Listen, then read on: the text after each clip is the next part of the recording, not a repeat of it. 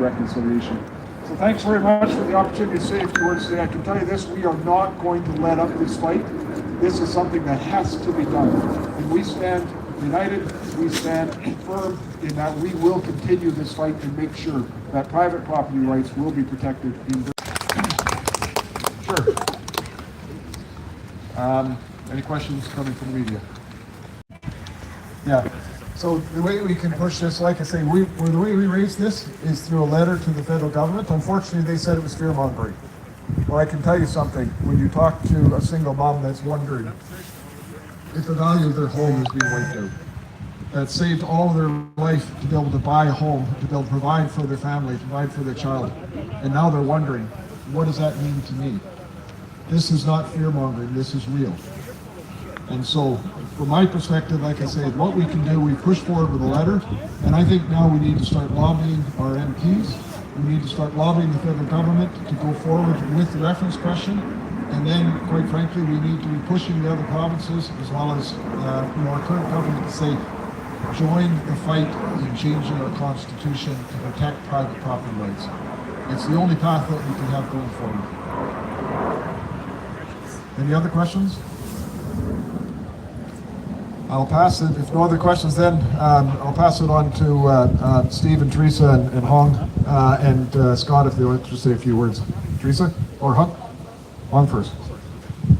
I think I will use Chinese. I think John actually mentioned almost every single thing that is impacted by the Carlton case. I will just use Cantonese to do a very short summary on that.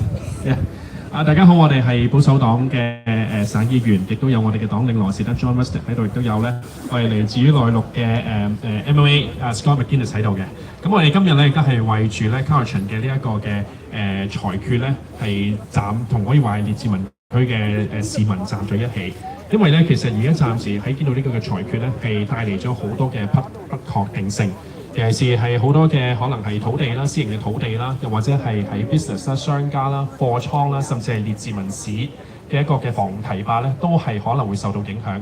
已經有好多嘅商家咧係會好擔心，亦都有好多嘅投資咧係可能唔能夠得到咧係例如銀行嘅融資啦，又或者係唔能夠得到按揭等等嘅。咁所以我哋見到咧喺呢一個嘅裁決上面，究竟私人土地同埋原住民嘅土地擁有權係咪兩個能夠同時係存在呢？而當同時存在嘅時候，會唔會導致到你賣屋都有困難，甚至可能係頭先所講嘅融資，又或者係去銀行按揭嘅時候都帶嚟嘅問題呢？因為我哋見到而家喺我哋嘅加拿大嘅一個嘅憲法上邊，其實係冇保護到私人土地嘅擁有權，但係就保護住原住民嘅土地擁有權。所以我哋保守黨咧已經我哋已經係去信要求咧係加拿大最高法院係希望盡快係一個嘅答案，究竟邊一個我哋會唔會消除咗呢個嘅原住民嘅土地擁有權咧？我哋需要呢個嘅確定性，因為我哋唔能夠等5年、8年、10年咧先至知道究竟嘅裁決係點嘅。我亦都俾Teresa 講下Steve。Or Chinese. Hello, everyone. My name is Steve Cooner. I'm the MLA for Richmond, Queensborough, and official opposition critic for the Attorney General. I represent that area where this Supreme Court decision, Cowichan Tribes, has touched directly. My constituents are touched directly. And what I am hearing from my constituents is, why weren't they alerted to this issue when this litigation was ongoing for the last 6 years? Why were they kept in the dark? Why until now when the city of Richmond sends a letter, do they have to find out about this? They're worried. There's a lot of money invested in their homes. There's a lot of money invested in their properties. And some of them have mortgages coming up, and they have all these questions. And it's not fair to them to be dragged in this long journey and being left out in the dark. The Premier, about last week, I believe the Premier last week said that he tried to go get the court's approval to send some sort of notice to my constituents. But sorry, you could have mailed a letter to my constituents and let them know that this litigation was happening, this court case was happening. And at least my constituents could have looked at their remedies at the time. But now they're left in panic mode because this case just has a decision now.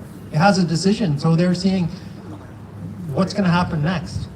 And so that's my perspective coming from MLA that actually represents the affected area. And so people are very, very concerned at the current time. And like John said, we need some active remedies here. And I'm with John 110%. Thank you. My name is Reese Ward. I represent Richmond, Bridgeport. I have a lot of empathy for my colleague Steve because his constituency cover the area that's affected by this Calvin verdict. Even though my constituency is not affected, but since the city, Richmond City, since the Mayor Malcolm Bowlby sent out the letter, I received so many calls. Some of them are from Steve's constituency, but many of them are not from his constituency because the words get around that people are scared. People are worried. Because just imagine you work your whole life trying to save money to buy a home for your family, for your children, maybe for your grandchildren. The Chinese Canadians have the tradition of passing on their property to their children and grandchildren. All of a sudden, you were told that this land that your home is built on might not belong to you. That reminds me about my days before I emigrated to this beautiful Portland 25 years ago when I was in Hong Kong. My late husband and I bought a home there, and then we knew then that it was a 99-year lease, but we have no choice because we live under colonial government. So you can imagine how relieved both Stephen and I were when we first bought our first home in British Columbia, that we know that that home belongs us forever and ever until the time we want to sell it. We, as immigrants, come to this country for stability, for security. Owning a home is not only a financial goal, it's a symbol of stability. But now, that kind of sense of comfort suddenly is broken. I have to give credit to Mayor Malcolm Bowlby for taking the initiative to send out the letter to more than 150 to 175 residents. If not because it's moved, not many people are aware of it. Even though this case was known on the 7th of August, not many people are aware of it. I remember Steve Hall and I were at Business Roundtable, and they asked us how we're going to revive the property market. And I asked them, have you heard about the Carlton case? None of them heard about it. And I asked Steve to brief them. They were all shocked. I said, this case is even worse than the downturn in the property market. As my colleague just said, the bank will not give you mortgage. The industrial land in Steve's riding, Echo Waste, only industrial land there, they were going to develop a storage area for Coca-Cola, for Mayfair, for Canadian Tire. Because this verdict came out, the bank just stopped financing. They were supposed to provide several hundred jobs for Richmond residents, for British Columbia. All of a sudden, all the jobs are gone. So we are not fear-mongering. The NDP government accused us of instilling fear in British Columbia. We are not. We are trying to inform our British Columbia, our constituents, our job as elected official. We got to convey their worries, their fears to the government. I'm glad to stand next to our leader, John Russell, because John used to be the Minister of Regional Affairs. He's very knowledgeable about this issue, and he knows that this government did not argue extinguishment. That's why we failed in the court case. Even the city of Richmond used that argument because there's only one level of government. That's why it doesn't work.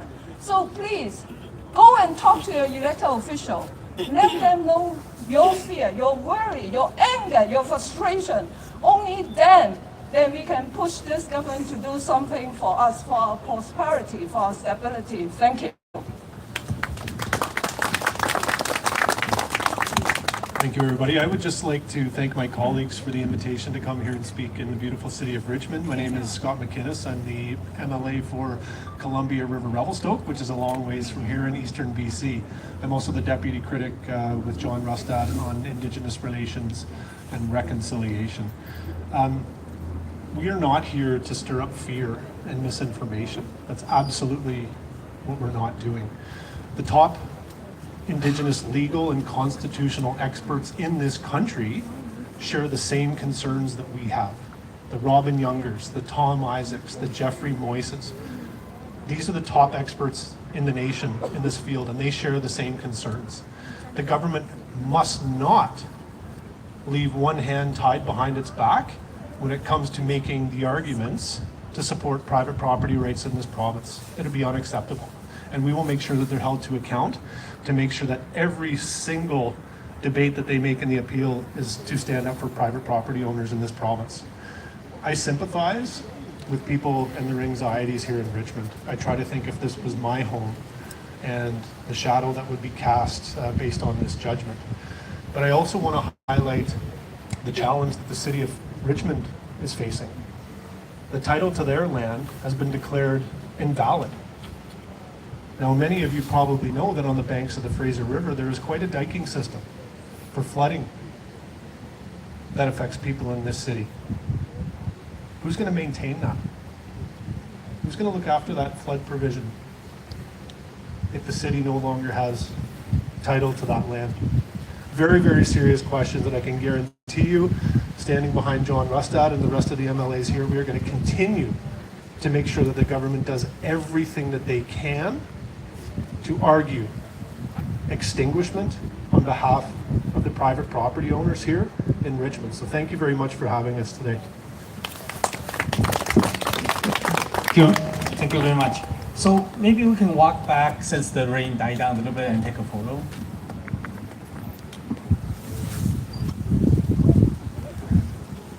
And also, I would like to urge everyone who is participating in today's gathering, join the open session tonight, and learn more about the details of the open sections about the